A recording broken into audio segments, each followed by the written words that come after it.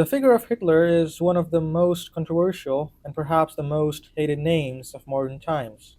While we are well aware of the dark history he represents, it is striking that the very history once rejected is now, in some cases, embraced by those who once suffered it.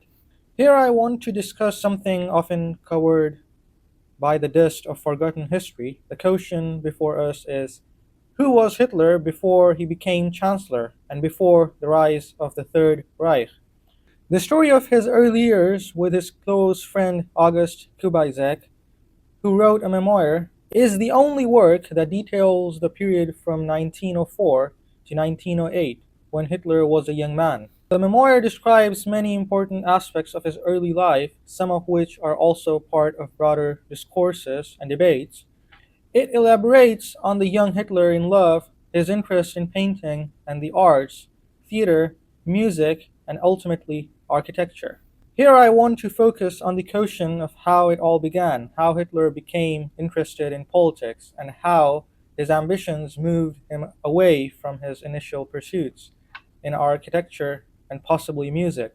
The sources that confirm this include his paintings, his unfinished opera, which was heavily influenced by Richard Wagner, and his other writings, particularly his own biography, which details some of these accounts. More than any of Hitler's own writings, however, it is his friend August Kubizek who elaborates most on these formative years.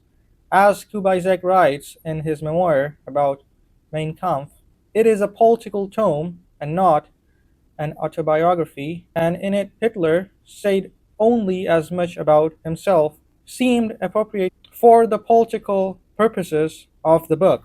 Many historians, as well as the person who wrote the foreword to the existing edition of Kubizek's memoir, have claimed that several narratives, particularly the account of watching Wagner's opera, Rienzi, may be fabrications by Kubizek.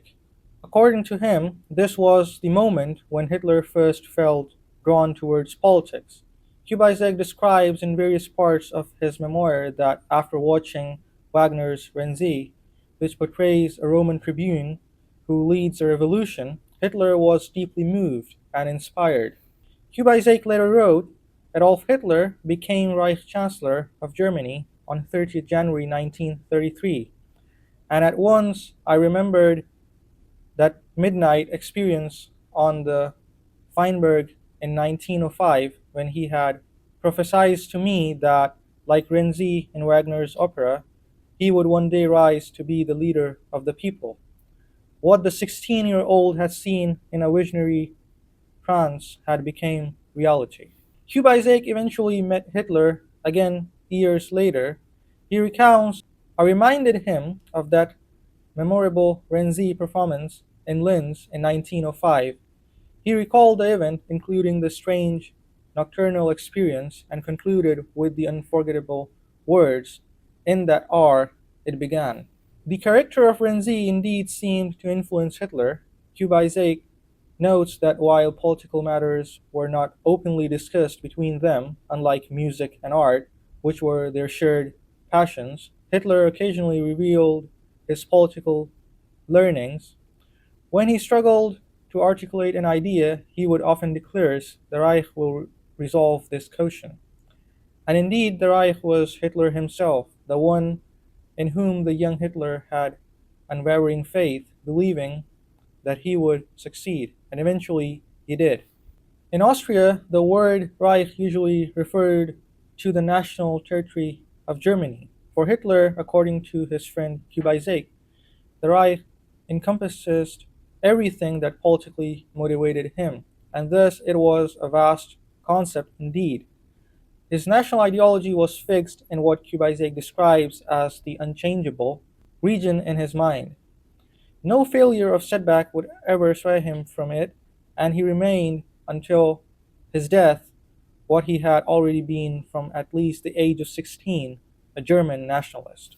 It is quite surprising that the young Hitler, as described by Kubizek, was strongly opposed to war. Kubizek writes, One night Hitler spoke of the aeroplanes developed by the White brothers.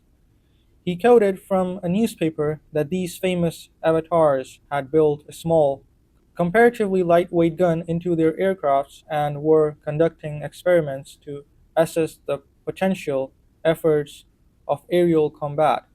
Adolf, who was a pronounced pacifist, was outraged. As soon as a new invention is made, he said, it is immediately put to the service of war. The question in Hitler's mind was, but who wants war? Certainly not the little men. Wars are arranged by crowned and uncrowned rulers, who in turn are guided and driven by their armament industries.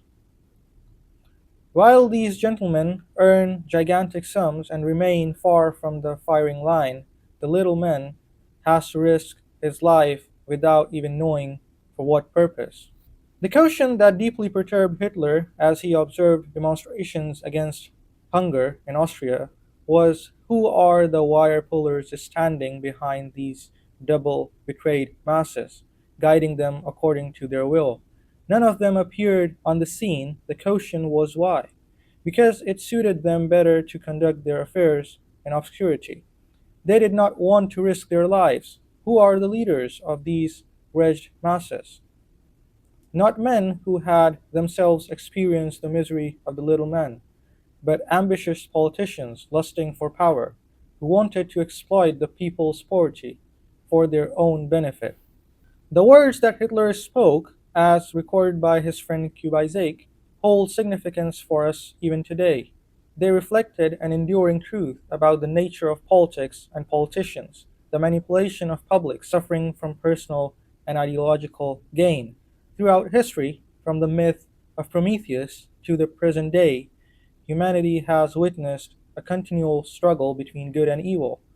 Yet we must all remember that virtue has always found a way to prevail, and its enduring, immortal power remains evident. The figure of Rienzi indeed left a profound impression on the young Hitler.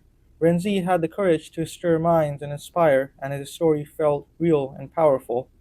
However, in later years, Hitler strayed from his original path, and the tragedy that followed has been inscribed deeply in the pages of history. Just as Rienzi met his downfall, so too did Hitler, both having veered from their initial ideals and both ultimately finding their end in tragedy. The reason I have discussed the story of Hitler and how it all began is to help those listening understand that when the purpose is pure, it has the power to elevate the individual who struggles for it. But more importantly, one must not be deceived by the path. For Hitler, it began with Rienzi, an inspiration rooted in art and idealism.